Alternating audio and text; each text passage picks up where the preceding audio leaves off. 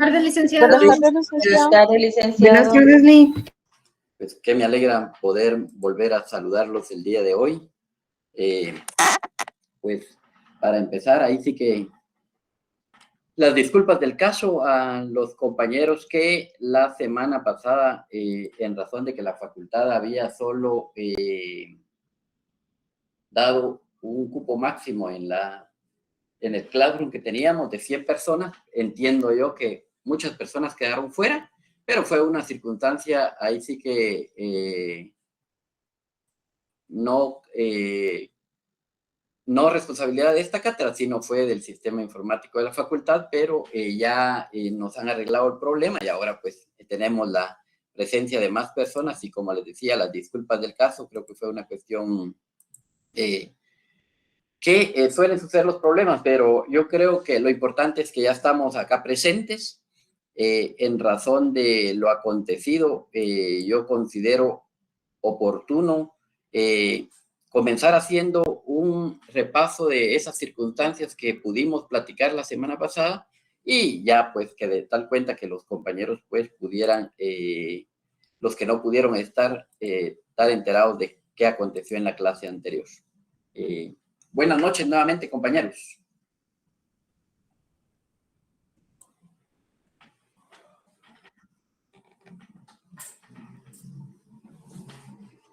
Tal y como lo platicábamos en la clase anterior, y lo hemos platicado en clases anteriores, cuando hemos hablado del derecho procesal, veníamos hablando de que de manera general el derecho procesal podríamos decir que tiene tres elementos fundamentales: la acción, la jurisdicción y el proceso. A raíz de estas tres instituciones procesales es que gira la gran mayoría del desarrollo del derecho procesal, como en cualquier rama del derecho. Y entonces habíamos comenzado a desarrollar ya en dos clases anteriores lo relativo a la acción, que habíamos dicho de manera general que cuando hablamos de acción estamos hablando de ese derecho abstracto, un derecho subjetivo que tenemos las personas. Y decíamos que es abstracto, que es subjetivo, porque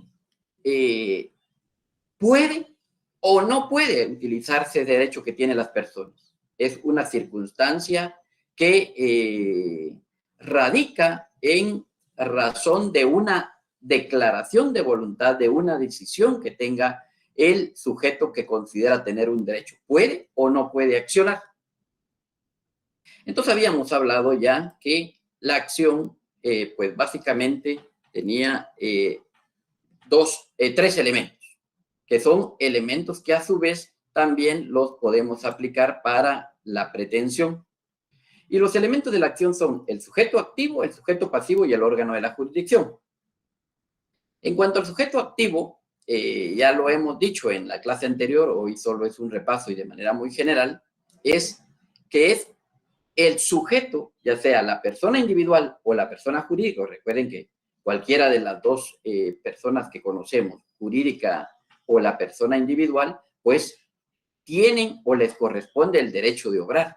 Y este sujeto activo, de manera general, puede tener diversas denominaciones, pero de manera general lo vamos a denominar actor. Ya les decía yo que, por ejemplo, en un proceso ejecutivo, puede ser que en un proceso ejecutivo a él se le puede denominar ejecutante. Pero de manera general vamos a hablar que el sujeto activo se le va a denominar actor. En contraposición al sujeto activo, siempre en un proceso va a haber un sujeto pasivo. Y este sujeto pasivo vamos a entender también la persona individual o la persona jurídica colectiva contra quien el sujeto activo ejerce el derecho de obrar. O sea, si hay un sujeto activo, va a haber un sujeto pasivo. El sujeto activo es el que le corresponde el derecho de obrar y ese derecho que va a reclamar lo va a hacer en contra de un sujeto pasivo, que en ambos casos puede ser persona individual y persona jurídica o jurídica colectiva. Al sujeto pasivo puede tener diversas denominaciones también dependiendo del proceso, pero de manera general al sujeto pasivo lo vamos a llamar casi siempre demandado. Y como un tercero, en esta relación procesal entre el sujeto activo y el sujeto pasivo, va a haber un órgano jurisdiccional que va a estar presidido o dirigido por un juez.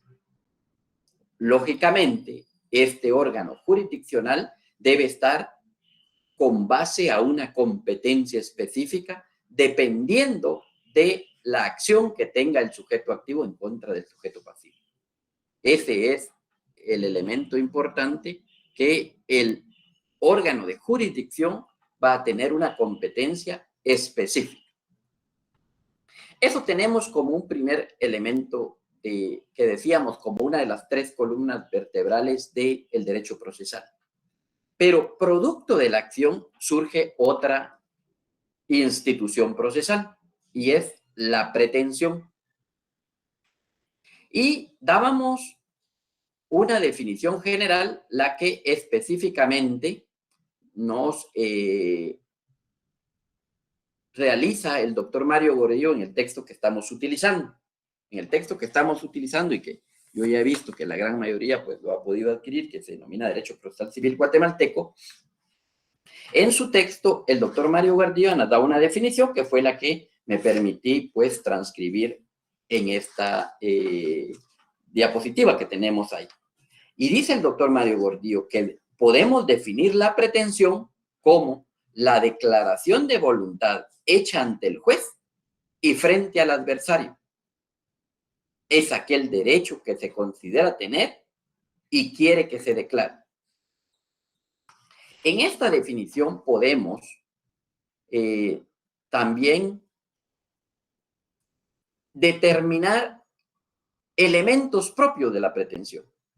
Y un primer elemento que podemos entrar a determinar producto de esta definición que nos da nuestro profesor Mario Gordillo es que la pretensión la vamos a entender como una declaración de voluntad.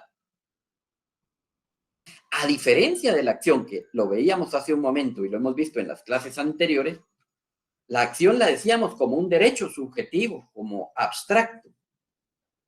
Y ya hemos dicho en reiteradas ocasiones que el derecho, la acción es una situación que puede darse o no puede darse, porque es un derecho subjetivo y va a depender del actor, del sujeto activo, que él pueda hacer uso de ese derecho que subjetivamente tiene. Por el contrario, cuando ese derecho de accionar que la Constitución nos da, lo hacemos objetivo, y esto se convierte en entonces de un derecho abstracto, de un derecho subjetivo, ya se convierte en una declaración de voluntad. Ya hay de por medio un acto. Creo que es un elemento bien importante a entender y la diferencia, una de las diferencias básicas con la pretensión. La acción se convierte en un derecho subjetivo abstracto. La pretensión ya es una declaración concreta. Y ya lo hemos dicho en reiteradas ocasiones, que este derecho de accionar se materializa con la presentación de la pretensión ante un órgano jurisdiccional. Y ya decíamos que en muchos de los procesos ya esta pretensión se realiza de manera objetiva, esta declaración de voluntad, que es la pretensión, se desarrolla muchas veces de manera verbal. En el proceso civil todavía seguimos teniendo como regla general que esta pretensión va a hacerse llegar al órgano jurisdiccional a través de un memorial. Aunque ya lo he dicho, ¿verdad? Que el concepto de demanda tiene un doble significado. Lo vamos a entender como el memorial propiamente, el documento escrito que presentamos, que conlleva nuestro derecho a accionar y que conlleva la pretensión concreta, pero también demanda lo vamos a entender como ese derecho que tiene toda persona de presentar una pretensión ante un órgano jurisdiccional. Y entonces, esta declaración de voluntad que hacemos ante el juez es en contra de un sujeto pasivo. O sea, hay que determinar en contra de quién. En el derecho civil debe entrarse a determinar en contra de quién. está ese derecho que pretendemos reclamar. A diferencia, por ejemplo, en el derecho penal, que allá podemos denunciar la comisión de un posible delito e incluso no tener determinado quién pueda ser el sujeto contra quien se presenta la denuncia. En el derecho civil sí se tiene que tener ya el especificado contra de quién va ese derecho de accionar que se concretiza a través de la pretensión.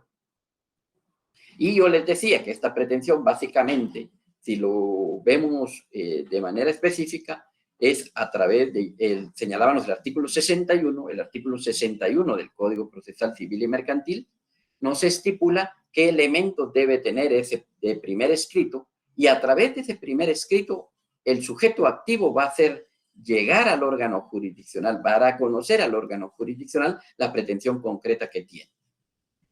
Entonces, de acuerdo a esta definición, el actor declara su voluntad ante un juez en contra de un adversario para hacer ver aquel derecho que se considera tener y quiere que se declare. Eso es la pretensión de manera general. Al igual que en la acción, la pretensión también tiene varios elementos, y decíamos en la clase anterior que los elementos de la pretensión los podemos dividir en dos grandes grupos. Uno, primero, como elemento de la pretensión, los elementos subjetivos, y el segundo grupo de elementos de la pretensión vamos a tener los elementos objetivos. Yo ya les decía en la clase anterior que para todas las ramas del derecho, y eso para que pues muchas veces no estemos memorizando, yo les decía que en cualquier rama del derecho, siempre que vamos a hablar de elementos subjetivos de la pretensión, siempre un elemento subjetivo va a ser las personas, los sujetos. Y entonces, en la pretensión, al igual que en la acción, también convergen mínimo tres sujetos. Uno, el sujeto activo, el sujeto pasivo y el órgano jurisdiccional. Acá el sujeto activo en la pretensión es también la persona individual o la persona jurídica colectiva que formula con capacidad para ser parte con legitimación en causa. Yo les decía que en la acción el derecho es abstracto. En la pretensión ya el derecho es concreto. Y acá el sujeto activo ya realiza una pretensión concreta y debe de estar investido de capacidad para ser parte, para tener legitimación dentro de ese proceso que se va a dilucidar. Entonces, aquí aparecen dos términos que ya los explicaba en la clase anterior. Bueno, un término general que puede ser en dos vertientes, que es el concepto ya de legitimación, y que puede ser legitimación activa para el sujeto activo y legitimación pasiva para el sujeto pasivo. ¿Y qué es la legitimación? Pues la legitimación no es más que esa capacidad que tiene una parte para poder actuar como sujeto activo, legitimación activa, o para poder ser sujeto de una reclamación, de una pretensión. Es la legitimación pasiva en contra del sujeto pasivo. Eso es, creo, elementos importantes ir entendiendo ya. O sea, este sujeto activo y este sujeto pasivo debe tener esa capacidad de poder accionar y poder llevar una pretensión u órgano jurisdiccional, o en su caso poder ser demandado y que se alegue un derecho en contra de él. Debe tener esa legitimación. Y como un tercer elemento de la pretensión tenemos el órgano jurisdiccional. De igual manera, ¿verdad? En un proceso siempre va a haber un sujeto que reclama un derecho en contra de otro sujeto, sujeto activo y sujeto pasivo. Va a haber un tercero que va a ser el garante, el que va a presidir, el que va a dirigir el proceso, de tal cuenta que al final va a tomar una decisión de la pretensión que planteó el sujeto activo en contra del sujeto pasivo. Y ese órgano jurisdiccional va a estar presidido por un juez, que como ya lo hablamos hace 8 días y lo volvemos a repetir ahora, es un juez que va a tener jurisdicción. Es ese sujeto que ante quien se formula la pretensión y que en un primer momento debe tener jurisdicción, porque ya lo hemos dicho que todos los jueces tienen jurisdicción, pero que, más importante y de manera específica, debe de ser competente. Entonces, este órgano jurisdiccional, ya lo hemos dicho, todos los jueces tienen jurisdicción y tienen la capacidad de juzgar, pero en ese mundo de la jurisdicción, eso que es el continente, va a haber elemento específico que es la competencia. Entonces, este órgano jurisdiccional ante quien el sujeto activo plantea su pretensión en contra de un sujeto pasivo, debe de estar investido de jurisdicción, pero a la vez también de competencia en razón del caso específico que se está planteando. Por el otro lado, tenemos los elementos objetivos. Por el otro lado, en contraposición a los sujetos, a los elementos subjetivos, tenemos los elementos objetivos. Y entonces, cuando hablamos de los elementos subjetivos, también en la pretensión tenemos tres elementos. La pretensión debe de ser posible, idóneo y con causa justificativa. Y entonces, cuando hablábamos del elemento objetivo de ser posible, les decía yo que esa pretensión debe de tener una posibilidad de cumplimiento, tanto física como moralmente. O sea, no se podrían plantear circunstancias que fueran fuera de la posibilidad física de poder cumplirse dentro del mundo del derecho y en el mundo real, como también debe de ser posible desde la moralidad. Moralmente debe ser posible esa exigencia que se está planteando en contra del sujeto pasivo. No se podrían plantear situaciones que fueran fuera de la moral. Y físicamente yo les señalaba un ejemplo en la clase anterior, por ejemplo, no se podría alegar derechos de posesión sobre un territorio o un área geográfica en la Luna, por ejemplo, les decía, ¿verdad? No es posible que físicamente. Es una circunstancia que estaría fuera de poder cumplirse desde el ámbito jurisdiccional. Eso. Por otro lado, tenemos de los elementos objetivos el elemento de lo idóneo. Y en ese sentido, vamos a entender en este elemento objetivo de la pretensión que para que sea lo idóneo tiene que ser eficaz. Debe deducirse en el proceso establecido. Quiere decir que una pretensión deducida en un proceso no apto es ineficaz. O sea, en el momento en el que yo planteo mi pretensión al órgano jurisdiccional a través de mi demanda, debo de plantearlo ante un juzgado competente, un órgano jurisdiccional competente. Pero también debo de establecer que esa pretensión que se está planteando lógicamente se va a desarrollar a través de un proceso determinado. Y como ya hemos comenzado a ver, y lo veíamos en la última clase presencial, el viernes hace 8 días, cuando veíamos el índice del Código Procesal Civil y Mercantil, veíamos de manera muy general las diferentes clases de proceso que hay. En el libro segundo teníamos los procesos de conocimiento. En el libro tercero veíamos que estaban los procesos de ejecución y en el libro cuarto estaban los procesos especiales y en el libro quinto también podía estar el proceso cautelar. O sea, hay diferentes clases de procesos en el proceso civil y cada uno de esos procesos tiene delimitado qué circunstancias se van a poder dilucidar dentro de cada uno de esos procesos. Y la idoneidad como elemento de la pretensión va enfocado en eso, en el sentido de que en el momento en el que yo planteo mi pretensión como actor ante un órgano jurisdiccional, pues debo de determinar la eficacia de ese proceso establecido.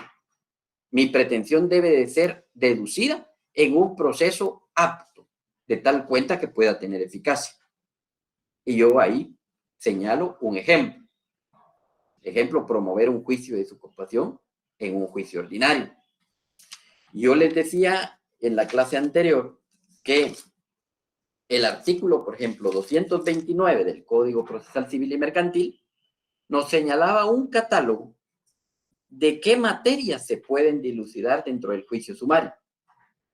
Y nos señalaba en el numeral 1 los asuntos de arrendamiento y desocupación, el numeral 2 la entrega de bienes muebles que no sean dinero, el numeral 3 la rescisión de contratos, el numeral 4 la deducción de responsabilidad civil contra funcionarios y empleados públicos, y así nos da un catálogo de qué en este juicio sumario, qué materias podemos plantear. Y entonces, la idoneidad debe ir hacia enfocado en ese aspecto.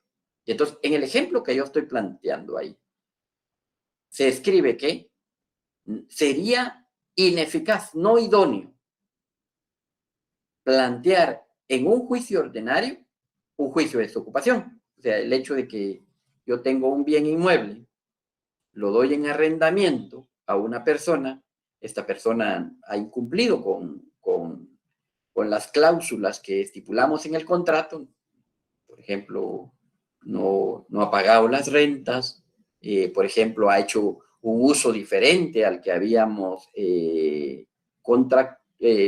establecido en el contrato. O sea, variaron las circunstancias de manera unilateral la parte que yo le di el arrendamiento sobre el uso del bien inmueble. Y entonces y él ya no se quiere salir, yo ya le he pedido que se ocupe, pero no lo quiere hacer de manera voluntaria. Entonces tengo que acudir a un órgano jurisdiccional para solicitarle a un juez que sea un juez el que lance, el que haga el lanzamiento para sacarlo en contra de su voluntad porque se ha incumplido con las cláusulas del contrato. Pero yo, para promover este juicio y de conformidad con la lectura que di, yo veo que en el artículo 229, numeral 1, para solicitar la desocupación de un bien inmueble, lo debo hacer en un juicio sumario, en la vía sumaria. Entonces sería inidóneo y por lo tanto no va a tener eficacia en proceso si yo lo hago en otro tipo de juicio, si lo hago en un juicio ejecutivo o lo planteo en un juicio oral o lo planteo en un juicio ordinario. No, debe de ser en un juicio sumario, tal y como lo estipula el artículo 229, numeral 1. Hacia ahí va enfocado este elemento de la idoneidad. Jorge Luis Bram pide la palabra, por favor. Buenas noches, licenciado. Una Buenas noches, consulta. Jorge Luis, un gusto saludarle. Gracias, igualmente. Disculpe, digamos, yo he escuchado que estos juicios de desocupación tardan mucho, los traban mucho, o sea, que les ponen mucha excepción, la cosa que personas que saben hacer la trampa pasan años así sin pagar la renta, cosas así. ¿Por qué pasa eso? ¿Hay un error en la ley o es un error del abogado? Pero dice que entrampan mucho estos juegos de desocupación, por ejemplo, en alquileres que no pagan, ¿verdad? Alguien que no paga, se entrampa mucho eso. Gracias, Jorge Luis, por su pregunta. Pues, como vamos a ver durante el transcurso del curso, en todos los procesos hay etapas, porque de hecho ya hemos dicho que para definir qué es proceso es un conjunto de etapas. O sea, los procesos se van desarrollando por etapas. De conformidad con la ley es la parte que vamos a aprender, estudiar, analizar dentro del curso es, y más específicamente en el segundo, el Derecho Procesal Civil 2, vamos a ver que los procesos y cada una de esas etapas tienen plazos. O sea, el legislador ha estipulado plazos para ir desarrollando de manera normal un proceso. Sin embargo, como usted dice, en la realidad tribunalicia, pues muchas veces no se cumplen esos plazos. ¿Por qué no se cumplen esos plazos? Pues hay una serie de circunstancias. Y esto que no se cumplen los plazos se va convirtiendo en lo que comúnmente denominamos la mora judicial.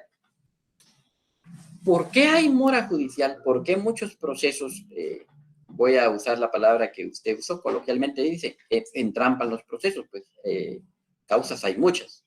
Desde la cantidad de expedientes que hay en un órgano jurisdiccional, que están muy saturados en los civiles, desde circunstancias propias de las partes procesales, como usted dice, que muchas veces existe lo que comúnmente le llamamos el litigio malicioso.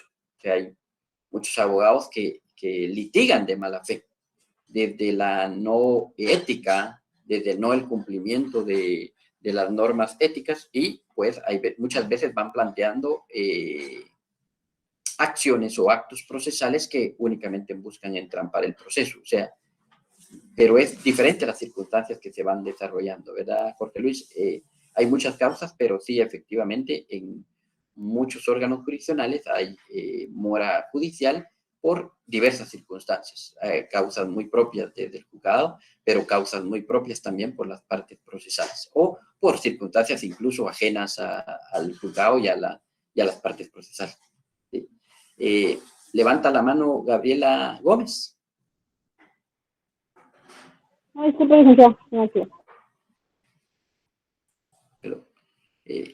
Entonces, volviendo al tema, entonces, estábamos en el segundo elemento de la pretensión, lo idóneo. Debe de irse en el momento en el que presento mi demanda y hago llegar mi pretensión al órgano jurisdiccional, pues debo de buscar la vía eficaz de conformidad con la ley. Un tercer elemento objetivo es el elemento con causa justificativa. Estamos hablando de la pretensión, es decir, que existe un fundamento legal o un motivo que la justifica o por lo menos el interés personal legítimo y directo de quien la plantea. Quiere decir que a la par de que cuando yo presento mi pretensión al órgano jurisdiccional, a la vez de que sea posible, de que sea idóneo a través de la vía procesal correspondiente, también debo de manifestar dentro de mi memorial de demanda que existe un fundamento legal que, valga la redundancia, fundamenta mi derecho de pretensión. O cómo voy a justificar desde la ley ese derecho que estoy reclamando.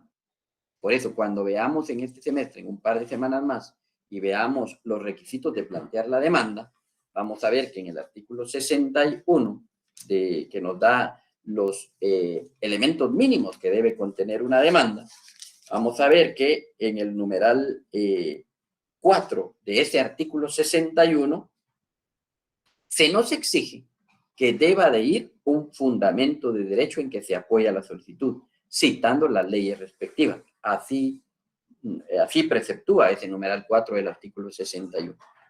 Y esto va relacionado con este tercer elemento. Debemos de darle a conocer, si bien es cierto, el juez es el que conoce el derecho y él está obligado a conocer del derecho. Hay una frase en latín, es el juris novit curia. Esa frase se explica en el sentido de que el juez conoce el derecho. Vuelvo a repetirlo, juris novit curia. Esa frase latina se interpreta en el sentido de que el juez es el que conoce el derecho. No obstante que el juez es el conocedor del derecho, que él es un juez que va a resolver desde la legalidad y desde el derecho, no solo desde la ley, sino desde el derecho, pues hay una imperatividad para que las partes procesales en sus intervenciones, pues fundamenten también sus intervenciones desde la ley. Gustavo Quiroga nos pregunta ahí, artículo 61 del Código Procesal Civil y Mercantil, numeral 4, compañero. Entonces, ese es el tercer elemento, con causa justificativa. Es decir, está bien, Gustavo.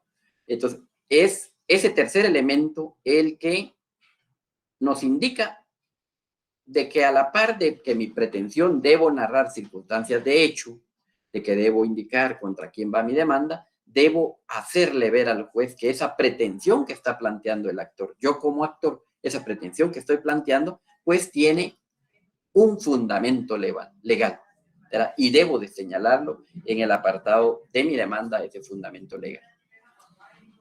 Eso como los elementos de la pretensión. Un tercer elemento de el derecho procesal, ya lo decía yo, la jurisdicción. Decíamos inicialmente, se recuerdan ustedes, las tres columnas vertebrales del derecho procesal: la acción, la jurisdicción y el proceso como tal. Ahora estamos hablando de esa segunda columna, la jurisdicción. Y en palabras sencillas, si tenemos que definir la jurisdicción de una manera muy general, lógicamente una definición muy general, vamos a decir que jurisdicción es la facultad de administrar justicia. Es que lógicamente esta facultad la tiene el Estado, pero la delega en el organismo judicial. Y el organismo judicial, específicamente la Corte Suprema de Justicia, la delega en los jueces. Entonces, el Estado delega a los jueces esa facultad de administrar justicia.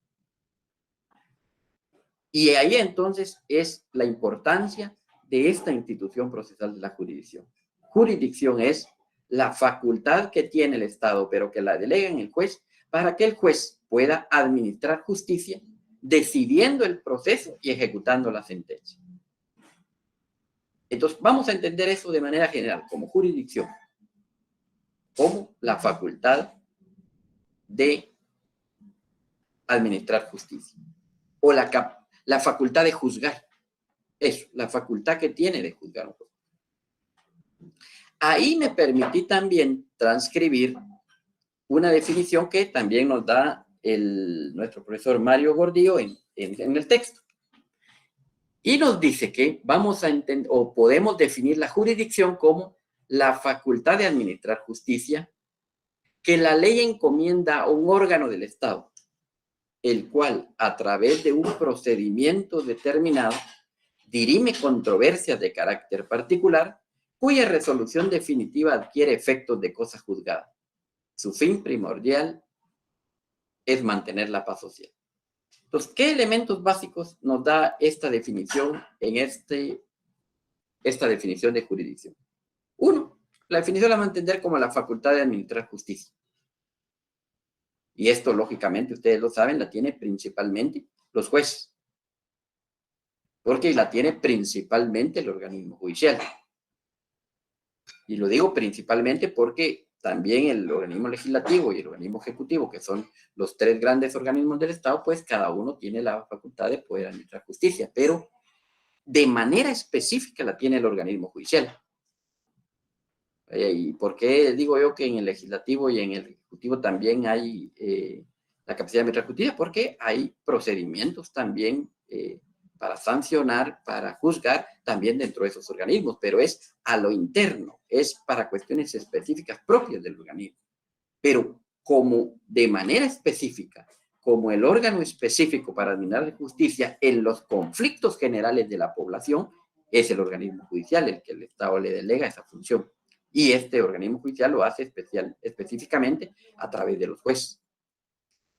Y entonces, esta facultad de administrar justicia, que llamamos jurisdicción, se debe realizar a través de un procedimiento determinado. Lógicamente, yo ya lo he indicado que para poder administrar justicia, la ley nos prevé los procedimientos, los procesos en específico. O sea, hay un procedimiento específico para poder dilucidar los procesos. Y, lógicamente, estos procesos va a ser para dirimir controversias de carácter particular, porque ya les he dicho yo que el fin, de manera general, el fin de cualquier proceso es resolver un conflicto, es dirimir una controversia.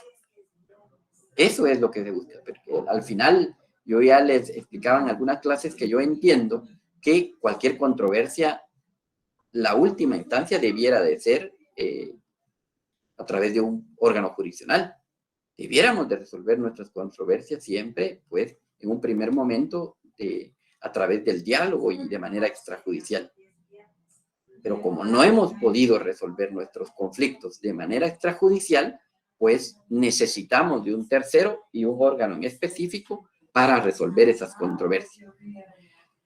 Y esa resolución que se emite después de un procedimiento por un juez puede adquirir efectos de cosa juzgada. Y ya lo explicábamos en la clase anterior, que íbamos a entender como cosa juzgada cuando un proceso ya está debidamente ejecutoriado. ¿Qué quiere decir? Ya nos lo explicaba un compañero en la clase anterior.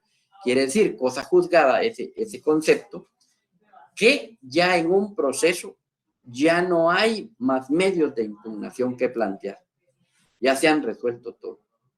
Las vías que tienen las partes para manifestar su inconformidad ante lo resuelto por el juez ya se han concluido. Y entonces ya no queda un elemento recursivo o impugnativo para poder plantear mi inconformidad. Entonces ya tiene calidad de cosa juzgada. Eso vamos a entender. Creo que, no obstante que ustedes ya lo saben, es otro elemento importante de las varias definiciones que hemos ido aprendiendo el día de hoy. Cosa juzgada es cuando una resolución que ha emitido un órgano jurisdiccional, después de agotarse todos los medios de impugnación que existen, ya causó firmeza. Eso es cosa juzgada.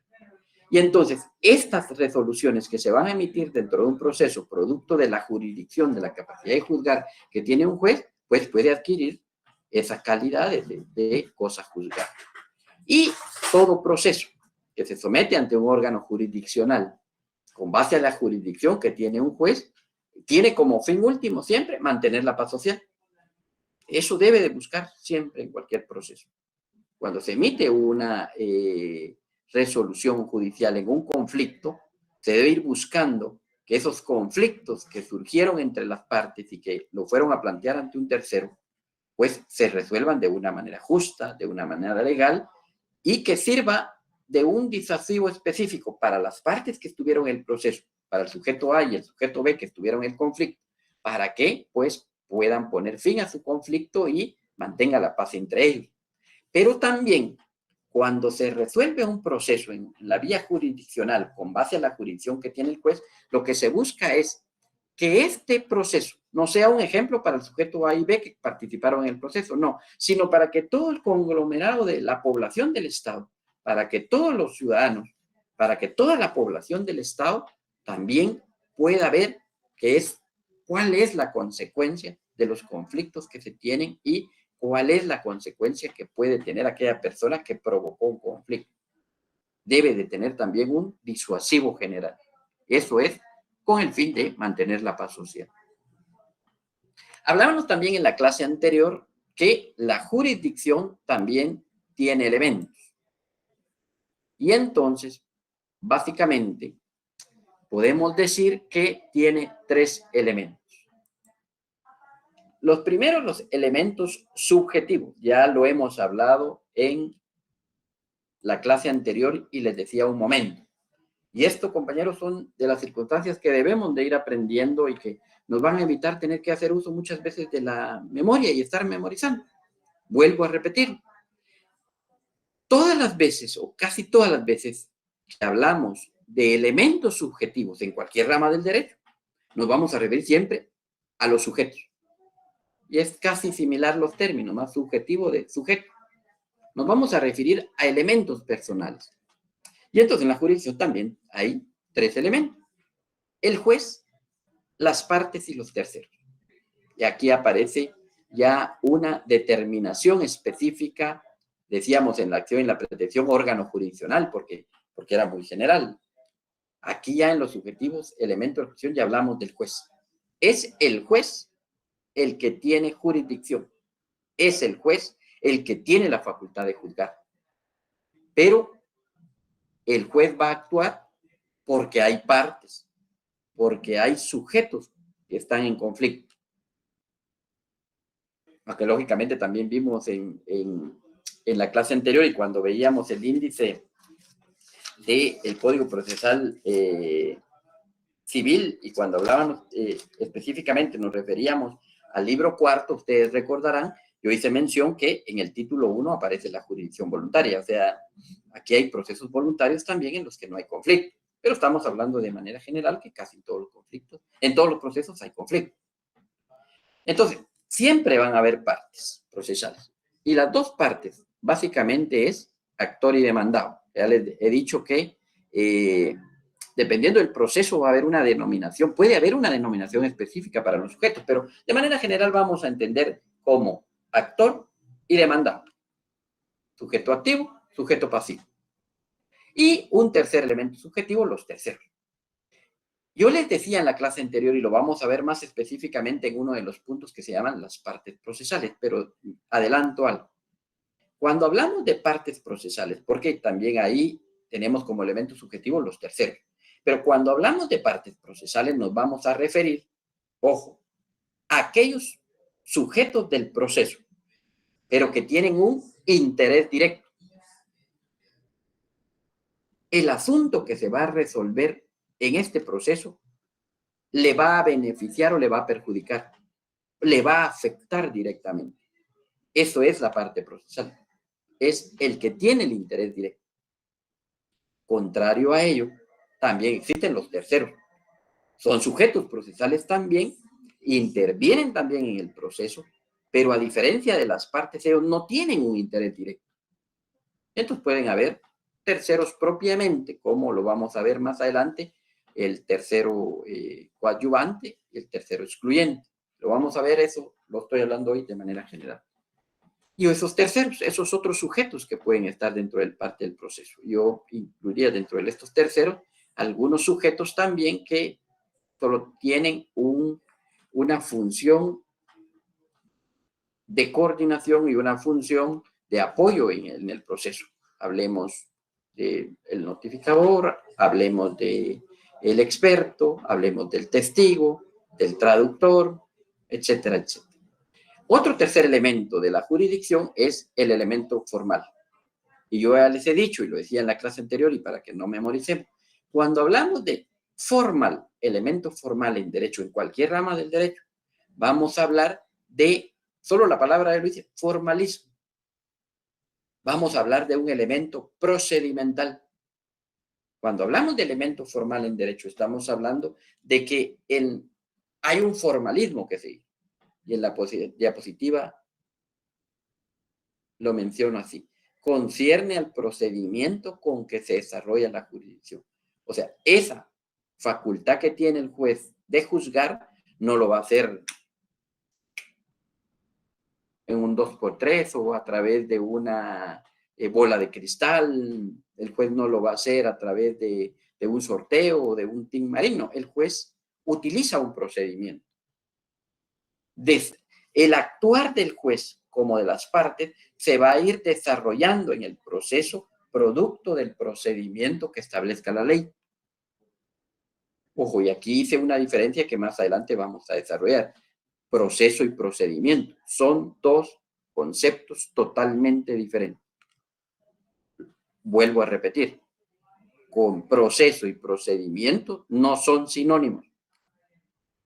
Proceso es conjunto de etapas que se van desarrollando para llegar a un fin, y procedimiento es esas circunstancias formales que se van desarrollando dentro del proceso. Dentro de las distintas etapas que se van desarrollando dentro del proceso, surgen procedimientos. Y ese elemento formal de la jurisdicción se refiere a ese procedimiento que se va desarrollando el proceso. Un tercer elemento es el elemento material, que está conformado por el contenido y fin. Gladys Anelis, levanta la mano.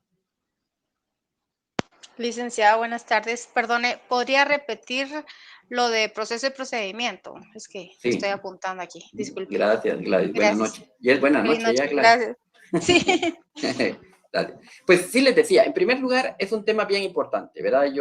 Qué bueno que lo pregunte porque a estas alturas son temas que ya debiéramos de saber, pero hago hincapié porque sé que hay mucha confusión, incluso en los abogados. Yo puedo percibir en las audiencias.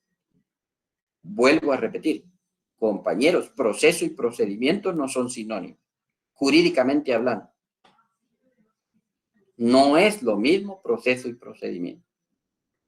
Y yo me permitía hacer, va a haber una etapa específica que lo vamos a ver porque ese es el otro elemento de los tres que tenemos del derecho procesal, ¿verdad? Se recuerda, acción, jurisdicción y proceso. Y en proceso vamos a ver eso, pero lo adelanto y para respuesta a lo que Gladys Anelis nos preguntaba. Proceso es, ¿qué es proceso? Ya lo hemos explicado desde la primera clase. Proceso es de manera general, lo voy a explicar de manera general. Es el conjunto de etapas que se van desarrollando ante un órgano jurisdiccional con la intervención de las partes procesales, regulado por la ley, los principios, la doctrina, para llegar a la solución de un conflicto. Eso es proceso, conjunto de etapas. Pero dentro de este proceso se van a ir desarrollando formalismos. dentro del proceso. Y esos formalismos, esos, voy a decirlo coloquialmente para entender, esos procesitos, eso es lo que se denomina procedimiento. Esa forma como se va desarrollando el procedimiento. Entonces vamos a ir viendo que dentro del proceso se van a ir dando formalismos, que es a lo que denominamos procedimiento. O sea, en otras palabras, el proceso contiene muchos procedimientos en su desarrollo. Y un tercer elemento, les decía, es el elemento material, conformado por el contenido y fines de la jurisdicción. Y son el principal fin material de la jurisdicción es el interés público del Estado en la realización del derecho en los casos concretos en bienestar de la paz social. O sea, era lo que les decía. El proceso va a buscar siempre que haya paz en el Estado, de tal cuenta que sea un efecto disuasivo. Cada proceso que se desarrolle en un órgano jurisdiccional debe servir para que la población entienda que debemos de vivir en paz y que tiene consecuencias nuestro actuar. Y por el segundo lugar, el efecto secundario es el interés privado de la composición de los litigios. El principal es el interés público, el interés general hacia toda la población. El secundario es el interés que está propiamente entre los sujetos que están interviniendo en el proceso. Sujeto activo y sujeto pasivo. Ese es el segundo efecto. Y lo hablábamos en la clase anterior, aquí no me voy a detener mucho porque yo entendería que ya este es un elemento que lo hemos visto en Introducción al Estudio del Derecho y también lo vimos en Teoría General del Proceso. Y se refiere a los elementos de la jurisdicción, que es lo que llamamos los poderes de la jurisdicción.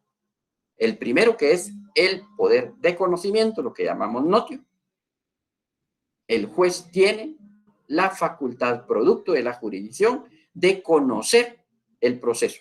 Y esto, según las reglas de la competencia, lo escribo ahí entre paréntesis, porque eso es bien importante. Es la competencia la que le va a determinar el juez que cuánto abarca su jurisdicción, cuál es el ámbito de su jurisdicción. Es a la inversa, la jurisdicción está limitada por la competencia. Segundo poder de convocatoria, que es lo que llamamos la vocatio. Se refiere a que el órgano de la jurisdicción tiene el poder de convocar a las partes, de citar a las partes a juicio. Y ahí señalábamos algunos de los artículos. Tercer poder de la jurisdicción es la coercio. La coertio, o poder de coerción. Es una facultad del juez de poder compeler y apremiar por los medios legales a cualquier persona para que esté de acuerdo a derecho. En palabras sencillas, muchas veces las partes procesales o los que intervienen en el proceso no van a actuar de manera voluntaria o se van a resistir de manera voluntaria a cumplir con resoluciones judiciales. Y el juez, con base a la coertio, va a poder, tiene los medios para compeler y apremiar eso. Y ahí planteábamos el artículo 66 y señalaba el artículo 78 de la Ley de Organismo Judicial. Un cuarto elemento es el elemento de decisión, la iudicio. El órgano de la decisión tiene la facultad de decidir. Es el poder de tomar una decisión frente a una argumentación, una prueba, unos hechos, una petición que está haciendo el actor frente a lo contrario que plantea el demandado. El actor en su demanda presenta una pretensión, pero este demandado en su contrademanda, en su contestación de la demanda, va a plantear argumentos, hechos, fundamentos contrarios a lo que pide. Ante esos dos puntos contrarios, el juez, con base a la jurisdicción y con base a este cuarto elemento de la iudicio, él va a tomar una decisión. Y ya lo decía yo en alguna de las clases. Decisión que, basado en el poder del imperio del Estado que está reflejado en el juez, va a hacer tomar una decisión en contra de la voluntad incluso de alguna de las partes. Y por eso les decía en una clase, el juez al tomar esta decisión, una o las dos partes van a estar en un desacuerdo o parcialmente de acuerdo. Pero es por este poder de decisión. Y un quinto elemento de de la jurisdicción es el elemento de la ejecución. Yo lo decía en la clase anterior. No tendría ningún sentido que un juez tuviera la facultad de resolver un asunto, pero si este asunto no va a tener un debido cumplimiento. Y yo les decía en la clase anterior que lo lógico es que ante una resolución que emita un juez en la que resolvió un conflicto y en el que dictó una resolución final, por ejemplo, dictó una sentencia, y digo por ejemplo porque puede ser que también lo resuelva a través de un auto, que es de los temas que vamos a hablar en clases, pero resolvió el asunto el juez a través de una sentencia. No tendría ningún sentido si esto no se pudiera cumplir. Y yo les decía que lo lógico, y en primer lugar, debiera de ser lo ideal, es que las resoluciones finales deban de cumplirse de manera voluntaria. Eso es el ideal del derecho. Es que ante un litigio que se planteó, ante un proceso que planteó, y al tercero, que se llama juez, que tiene poder de jurisdicción, resolvió el asunto, lo ideal es que, de común acuerdo, o la parte que quedó vencida en el proceso, pues diera cumplimiento. Pero no todas las veces es así. Entonces, también la jurisdicción prevé un poder de ejecución, que en otras palabras es poder cumplir esa norma, en primer lugar de manera voluntaria, pero en dado de caso de incumplimiento voluntario, que pueda incluso ejecutarse en contra de la voluntad. Y dice ahí en la diapositiva, este poder tiene como objetivo imponer el cumplimiento de un mandato que se derive de la propia sentencia o del título suscrito por el deudor y que la ley le asigna ese mérito. Y ahí hay unos artículos que por razón de tiempo pues no lo vamos a leer el día de hoy, pero que sí es obligación de nosotros que lo podamos leer en nuestra casa. Producto de la jurisdicción, así como estábamos hablando de la acción y surgió la pretensión, porque van íntimamente relacionados. También hay entre estas dos instituciones procesales, la jurisdicción, también surge la competencia, están íntimamente relacionadas. Y entonces yo iniciaba diciendo, cuando hablaba de la jurisdicción, que jurisdicción no es más que la facultad que el Estado le otorga a una persona denominada juez para juzgar. Entonces, en palabras sencillas, todo juez juzga, todo juez tiene la facultad de juzgar. Pero un juez no puede juzgar a todos en todos los ámbitos. No puede. Entonces, la ley limita esa facultad de jurisdicción para que el juez no conozca todo de todos. Limita. La jurisdicción no es un poder general e ilimitado. Tiene un límite. Y ese límite de la jurisdicción es lo que llamamos competencia. Y yo redacto en la diapositiva. La competencia es el límite de la jurisdicción. Es la medida como se distribuye la actividad jurisdiccional entre los diferentes órganos jurisdiccionales. Y aquí viene una frase que es común y que todos la habíamos escuchado, pero que tiene sentido para eso.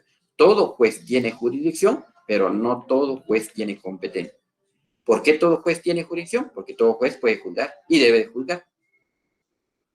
Pero no puede juzgar en todo y en todos los casos, en todos los ámbitos. Entonces, en ese sentido, determinar la competencia en el inicio del proceso es fundamental. O sea, al iniciar el proceso, en un primer momento, el actor, en el momento en el que presenta su demanda, lleva su pretensión ante un órgano jurisdiccional, él tiene que entrar a determinar la competencia. En primer lugar, es una tarea del actor. Cuando veíamos el elemento de la pretensión de eficaz, decíamos eso, debe de plantearse la pretensión ante un órgano eficaz, especializado. Entonces, en un primer momento, la competencia la debe determinar el actor. La determina el actor. Y ahí viene un primer momento la labor y la dirección del abogado. porque muchas veces el actor propiamente, pues, desconoce de leyes, desconoce del derecho. Y es ahí la razón importante de por qué debe tener el auxilio de un abogado. Y entonces, un primer momento importante es que el abogado, que el actor a través de su abogado, pues determine la competencia del órgano jurisdiccional. Y ahí escribo algunos artículos que ya los señalábamos en la clase anterior. Y lógicamente el juez, en el momento en el que recibe la pretensión a través de la demanda, el juez en un primer momento lo que va a hacer es determinar su competencia. O sea, podríamos decir que un primer filtro para determinar competencia la tiene el abogado y el actor en el momento que presentan la demanda. Un segundo filtro, segundo elemento sería el juez en el momento en el que recibe la demanda, él debe de calificar la demanda, debe verificar que cumpla con requisitos legales, especialmente los del 61 del Código Procesal Civil y Mercantil. Pero en un primer momento el juez debe de establecer su competencia. Debe entrar a determinar si la pretensión que le están planteando basada en el derecho de accionar del actor está de conformidad con la competencia que la Corte Suprema de Justicia le ha otorgado o le ha delegado. Entonces, por poner ejemplo, así sencillo, si es un juez penal, no va a poder recibir y iniciar un proceso de un asunto civil, o a la inversa. Un juez civil no podría entrar a conocer si lo que le están planteando es la posible comisión de un delito. Eso es un asunto penal. Entonces, eso es elementos importantes, determinar la competencia. Y entonces, les decía, primero es el actor con su abogado. Segundo es el juez el que debe de entrar a determinar su competencia. Pudiera ser que en este segundo momento, cuando el juez está evaluando, analizando su competencia, él entre a determinar que él no sea el competente, tenga dudas sobre su competencia. Que el asunto que se puso de su conocimiento no sea totalmente determinado. Entonces, surge algo que se denomina la duda de competencia. Y está el artículo 119 de la Ley del Organismo Judicial. Nos estipula que, y tenemos la obligación de leerlo, que cuando un juez tiene dudas sobre un asunto, si debe o no debe conocerlo, lo debe remitir a las cámaras de su competencia en la Corte Suprema de Justicia para que ahí le determinen la competencia en ese asunto que él tiene duda.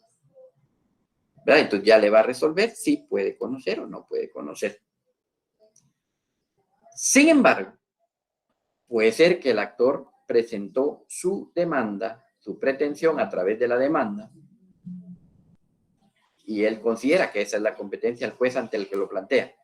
El juez, cuando analizó su competencia, él dijo, sí, yo soy competente. Pero puede ser que el asunto, a criterio ya del demandado, en el momento que le notifican que fue demandado ante un órgano, él considere que el juez es incompetente. Entonces, este demandado puede hacer uso también de un mecanismo para que se analice la competencia que sea de ese caso, de ese asunto que se ha planteado ante un juez. Y el demandado lo va a hacer vía otra institución procesal que se llama la excepción.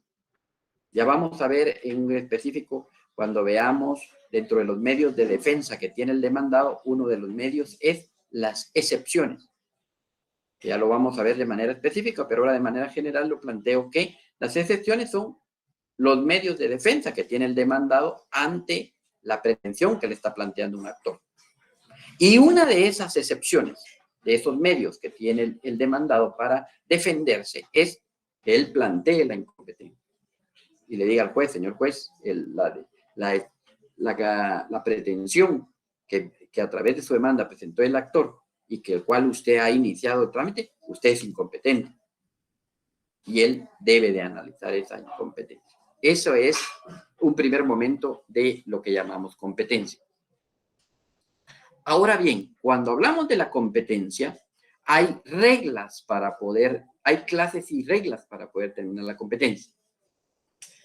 Creo que hasta aquí, compañeros, era lo que habíamos visto en la clase del día viernes.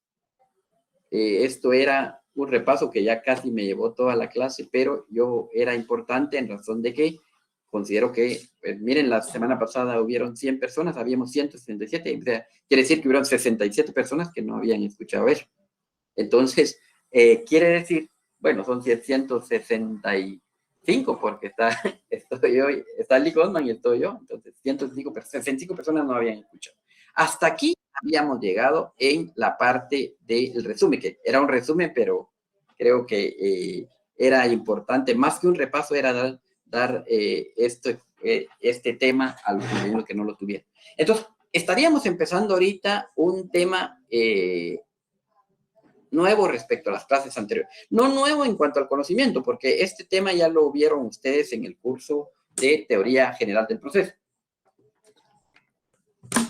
el cual es un prerequisito para esta clase. Pero lo vamos a ver de manera muy general. En un primer momento, como les decía, hay clases y reglas de competencia.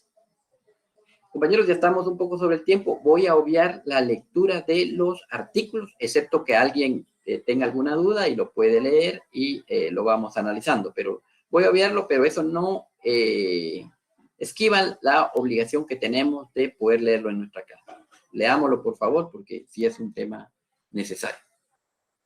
Entonces, clases y reglas de competencia. En un primer momento, y creo que lo más sencillo es la competencia, hay una clase de competencia en razón de la materia.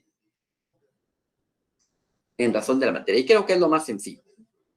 Y en esta primera clasificación, la competencia se distribuye atendiendo a la naturaleza del litigio. Dependiendo de la clase de la litis, que sea la naturaleza de la litis. Así hay diferentes tipos de competencia. Entonces podemos tener conflictos o litis, o litigios en materia penal, en materia civil, en materia de familia, en materia laboral, diferentes materias, ramos de materia. Entonces, esta primera clasificación de la competencia es en razón del ramo del derecho al cual vamos a dirigir nuestra pretensión, al tipo de juzgado de conformidad con una rama específica del derecho. Entonces, van a haber juzgados penales, van a haber juzgados civiles, de familia, laborales, etc. Yo creo que esto no despierta mayor duda o inquietud. Creo que no hay. Segunda regla de competencia es por razón de la cuantía.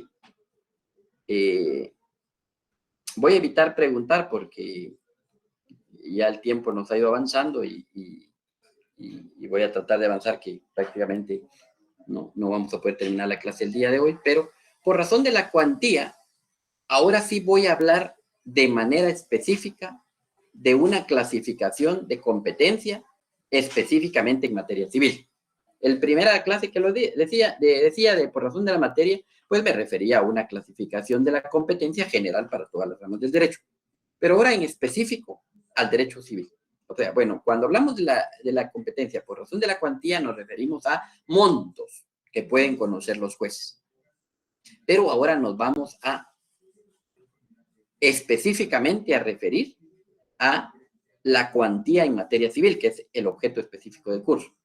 Y aquí tenemos dos fundamentos legales. El acuerdo 37-2006 de la Corte Suprema de Justicia y los artículos del 7 al 11 del Código Procesal Civil y Mercantil. Y aquí sí me vamos a detener a dar lectura a esos artículos porque si no, no vamos a comprender en qué consiste esta clase específica de la competencia.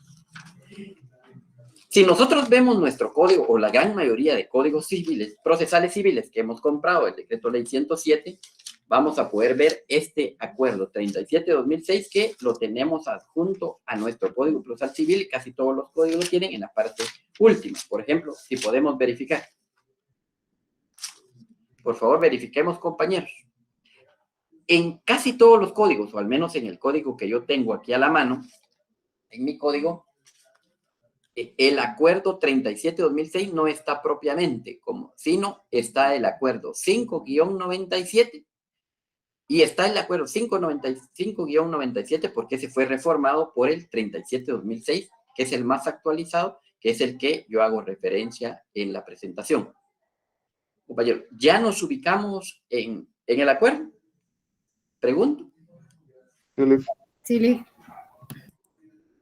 Vale. Entonces, es importante que nos ubiquemos para poder entender la cuantía. Esto es pregunta de examen. ¿Cómo se da la competencia en razón de la cuantía en materia civil? Entonces, alguien que nos lea el acuerdo 597 a partir del artículo 1 pero que esté reformado ese 5-97 a través del decreto 37-2006. Y ahí tiene la anotación que fue modificada. Alguien que nos apoye en la lectura, por favor, compañero.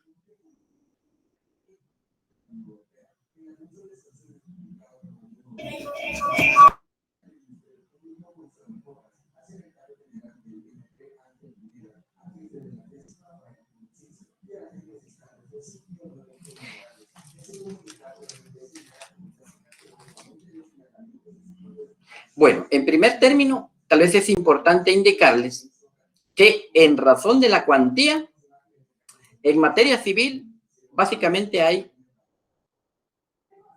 3 grupos de órganos jurisdiccionales que conocen la cuantía. Ínfima cuantía, menor cuantía y mayor cuantía. 3 subgrupos, dijéramos. ¿Cómo podemos determinar la competencia de los órganos jurisdiccionales en razón de la competencia, en razón de la cuantía en materia civil? Vuelvo a repetir. Ínfima cuantía, menor cuantía y cuantía mayor o mayor cuantía. Disculpe, licenciado, ¿puede repetir? Sí, Luis Pedro. Él decía ínfima cuantía, menor cuantía y, lógicamente, la cuantía mayor o mayor cuantía. Esos son, por decir, los 3 parámetros en los cuales se puede dividir la cuantía, valga la redundancia, en razón de la cuantía en materia civil. La cuantía en materia civil. Esos 3 grupos. Ínfima cuantía, menor cuantía y, lógicamente, mayor cuantía.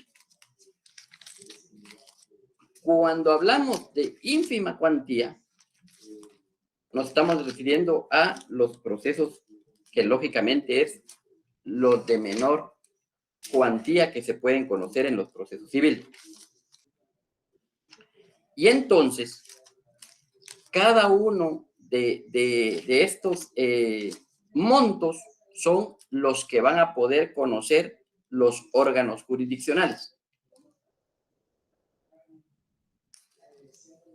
En el artículo 7 nos da un primer elemento de la competencia por razón del valor. Y en el artículo 7 nos habla de lo que denominamos las ínfimas cuantías, que nos daba una cantidad lo menor que puede conocer un proceso, que eso fue reformado por el artículo 2 de el decreto 597 que yo les había dicho. Alguien que nos lea el artículo 2 del decreto 37-2006. Por favor, alguno compañero que nos lea el artículo 2. ¿Yo te lo puedo leer, licenciado? Gracias, Jocelyn. Catherine. O Catherine. Okay. Artículo 2 del decreto 37-2006, ¿verdad? Sí, por favor. En el municipio de Guatemala, los jueces de paz del ramo civil y los jueces de paz de los demás municipios de la República conocerán por el procedimiento que señala el artículo 211 del Código Procesal Civil y Mercantil los asuntos de ínfima cuantía que no excedan de 10,000 quetzales. Exacto. Entonces, un primer grupo de división de esta cuantía, muchas gracias, Catherine, que nos señala para poder dividir la cuantía en materia civil es la ínfima cuantía. Y entonces, en el artículo 211 nos refiere de ese procedimiento de la ínfima cuantía. Alguien que nos lea el artículo 211. Por favor.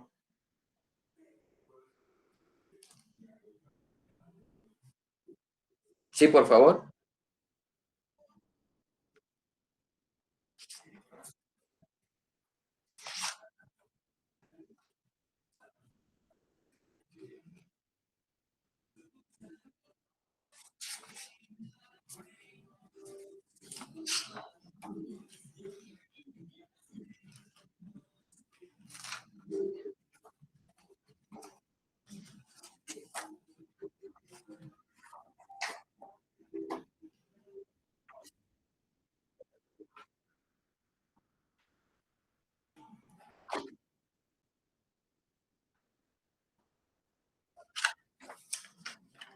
Entonces, en este primer momento decimos que la cuantía en materia civil, por razón de los asuntos que van a dilucidar, es ínfima cuantía, que de conformidad al artículo 2 del decreto 37-2006 es hasta un máximo de 10,000 quetzales. Y el procedimiento para desarrollar estos asuntos de ínfima cuantía, o sea, de hasta 10,000 quetzales, se van a hacer con base al procedimiento que señala el artículo 211 del Código Procesal Civil y Mercantil. No sé si quedamos claros en ese primer punto, previo a pasar a la menor cuantía. Pregunto.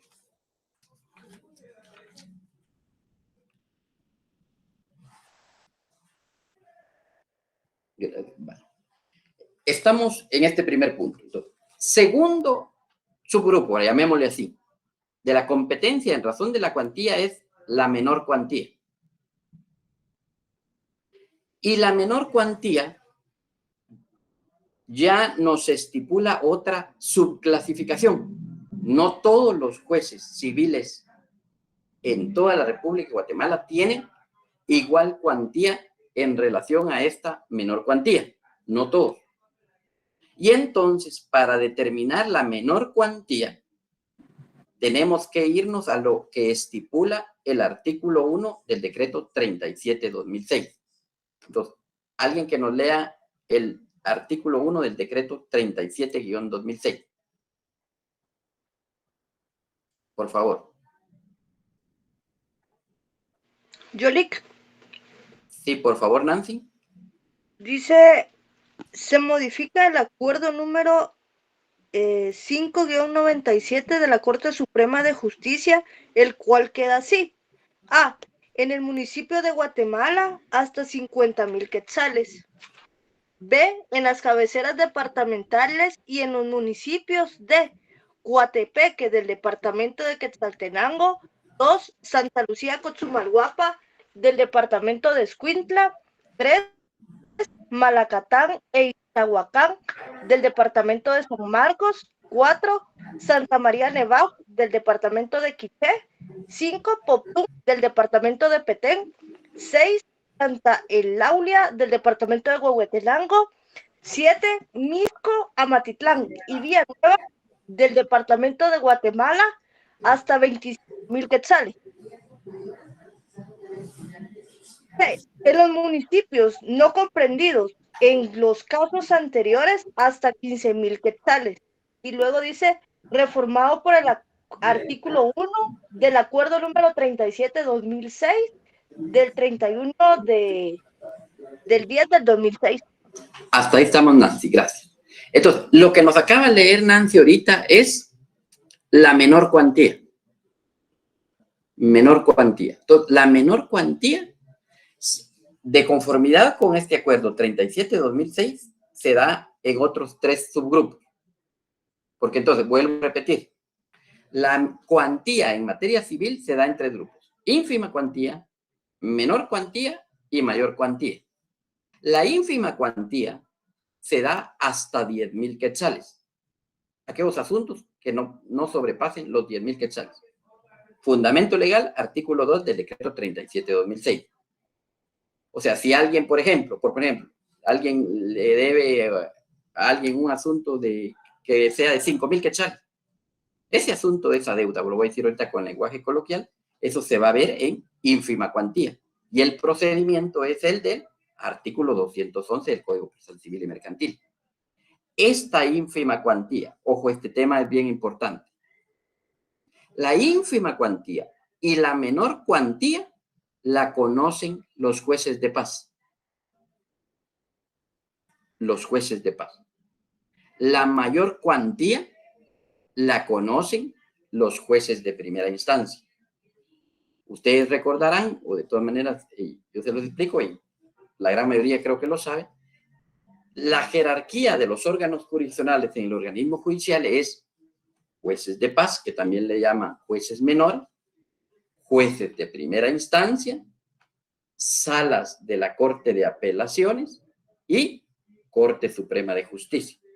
Esos son los 4 niveles, dijéramos de manera general, de los órganos jurisdiccionales que conforman el organismo judicial.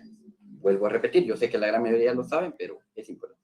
Jueces de paz, que también se llaman jueces, también se les llama jueces menores en algunos artículos de la ley, jueces de primera instancia, salas de la Corte de Apelaciones y la Corte Suprema de Justicia. Así es el nivel jerárquico de los órganos jurisdiccionales del organismo judicial. Ahorita que estamos hablando de competencia a razón de la cuantía en materia civil, la ínfima cuantía, que es hasta 10,000 quetzales, y la menor cuantía, que ahorita la vamos a explicar, que lo acaba de leer Nancy, estas dos clases de competencia, ínfima y menor, la conoce un juez de paz. La mayor cuantía la conoce un juez de primera instancia. No sé si me han comprendido esa parte. Pregunto. Sí, licenciado. Licenciado. Sí, licenciado. Gracias. Vale. Entonces, ¿qué estamos? Que los jueces de paz conocen la ínfima y la menor cuantía.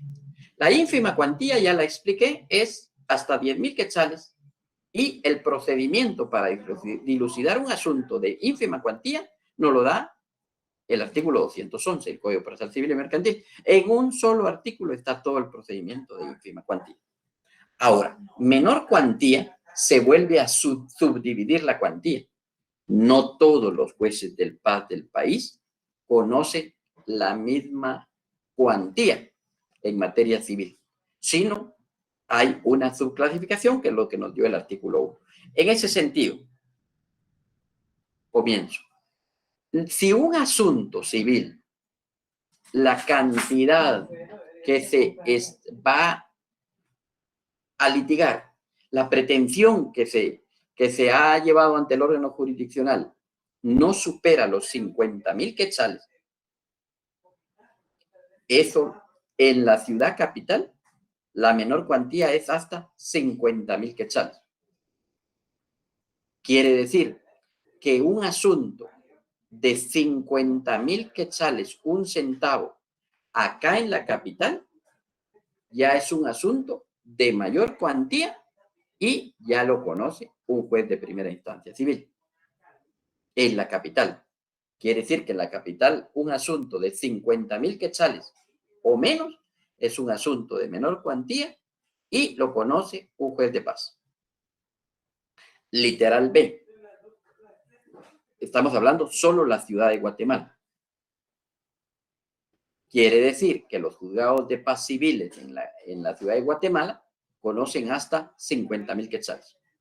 Por poner un ejemplo, una empresa emisora de tarjeta de crédito tiene que cobrarle 45,000 quetzales de deuda a una persona, esa demanda la va a presentar en un juzgado de paz civil acá en Guatemala y es un asunto de menor cuantía. Si tiene que plantear esa misma empresa emisora de tarjeta de crédito el cobro de una deuda, una tarjeta de crédito por 51,000 quetzales, ese asunto lo va a ir a plantear en un juzgado de primera instancia civil. Y ya es un asunto de mayor cuantía. Literal B. En las cabeceras departamentales, o sea, quiere decir, en las cabeceras departamentales, excepto la capital, lógicamente, todas las demás cabeceras departamentales, excepto la capital, el asunto de menor cuantía se conoce de menor cuantía es hasta 25,000 quetzales. Hablemos cualquier cabecera departamental, Mazatenango, Suchitepeques, Retauleu, hablemos de Quetzaltenango, San Marcos, de Salamá, Baja Verapaz, de Cobán, Alta Verapaz, las cabeceras departamentales. La menor cuantía es hasta 25,000 quetzales. Quiere decir que si un banco va a realizar un cobro de un préstamo, lo que llamamos mutuo, a una persona, por poner ejemplo, en Flores Petén, que es una cabecera departamental, si la cantidad es menor de 25,000, se presenta como menor cuantía y es en un juzgado de paz civil. Si este mismo banco va a realizar un cobro de tarjeta de crédito a una persona y la cantidad es 26,000 quetzales ahí mismo en Flores Petén, este asunto ya no es menor cuantía, sino es mayor cuantía y la debe plantear en un juzgado de primera instancia. Eso. Y eso no solo se da en las cabeceras departamentales, sino señala otros municipios. Coatepeque, Santa Lucía Cochumalguapa, Malacatán, Ixchiguán, Santa María Nevaj, Poptún, Santa Eulalia, Misco, Amatitlán y Villanueva. Ahí, en esos municipios, la cuantía cambia. Sí, no levantaba la mano alguien, pero ya no alcancé a ver quién levantó la mano. Sí, sí nos puede levantar nuevamente la mano. Sí, Kenneth. Solo con la consulta, pues yo me he dado cuenta de esto que usted menciona en los juzgados, ¿verdad? Por ejemplo, Villanueva es un juzgado donde yo presentaba demandas, en donde yo trabajo, entonces sí me he dado cuenta que es 5, pero pues nunca me había preguntado la razón por la cual. Entonces yo le pregunto, ¿por qué razón es esta que a estos juzgados que usted mencionaba se les dio el límite de 25? Y un ejemplo, le voy a poner un pequeño ejemplo, junto a San Miguel Petapa, pues tiene el mismo volumen de demandas Sí. que Villanueva, pero ellos tienen hasta 15. Entonces, hasta 15. Por eso, pues ahora me pregunto, ¿verdad? ¿Por qué razón es que a estos juzgados se les dio hasta 25 y a otros no? Con el mismo volumen, podríamos decirlo, ¿verdad? De demandas. Exacto. En un primer término es por la actividad económica, elementos geográficos, población que tengan los municipios. En segundo lugar, Kenneth, sí, y es muy buen ejemplo, San Miguel Petapa. San Miguel Petapa es de hecho es mucho más grande que muchos de los de cabeceras departamentales. Yo me atrevo a decir que San Miguel Petapa es mucho más grande que Sololá, por ejemplo. Me atrevo a decir que San Miguel Petapa es mucho más grande que Salamá, podría decir. ¿Verdad? No. Entonces, sin embargo, San Miguel Petapa no está dentro del listado de la literal B y conoce hasta 15,000 quetzales, y ese juzgado de paz está muy cargado. Y en un segundo término también, Kenneth, es porque, si usted se da cuenta, estos juzgados donde están estas hay juzgados de primera instancia. En San Miguel Petapa no tiene juzgados de primera instancia. Sí, Giovanni Maldonado levanta la mano también. ¿Qué tal, licenciado? Muy buenas noches, compañeros. Tengo una duda, licenciado. La menor cuantía, digamos, en el municipio de lo que es Misco de Matitlán, pues es hasta 25,000 quetzales. Tengo entendido que si llegase a subir un centavo, ya se vuelve a mayor cuantía. Pero, licenciado, una duda. ¿Esa mayor cuantía no crecería si el juicio es por 25,000 quetzales y hay costas procesales por el juicio? No, recuerde, Giovanni, que las costas procesales en el primer momento que se presenta la demanda no están determinadas. Las costas procesales se van hasta en sentencia, se va a decidir si se le carga o no las costas procesales a una persona. Incluso muchas veces no se cobran las costas procesales. Por ejemplo, entonces no es un término para entrar a determinar la competencia en razón de la cuantía. Licenciado, hay una última duda. Yo, como desconozco un poquito de los juicios en este aspecto, cuando, digamos, ¿habrá algún momento en que pueda pasarse de menor cuantía a mayor cuantía? Ya inició un proceso, siempre va a permanecer el estatus en el que inició. Eso es lo que en doctrina se llama la perpetuatio jurisdictionis, que es un tema que lo voy a explicar en una de las clases. Hay ese elemento, y eso es lo que estipula el artículo 5. Si usted me permite, en la próxima clase que tengamos el día lunes, yo puedo abordar ese tema. Compañeros, yo sé que ustedes tienen, disculpen, yo sé que ustedes tienen, y hay varias preguntas, está Giovanni, está Yesenia, ya estamos sobre el tiempo. Yo sé que ustedes tienen otro curso y yo respeto mucho eso. Voy a concluir esta clase y la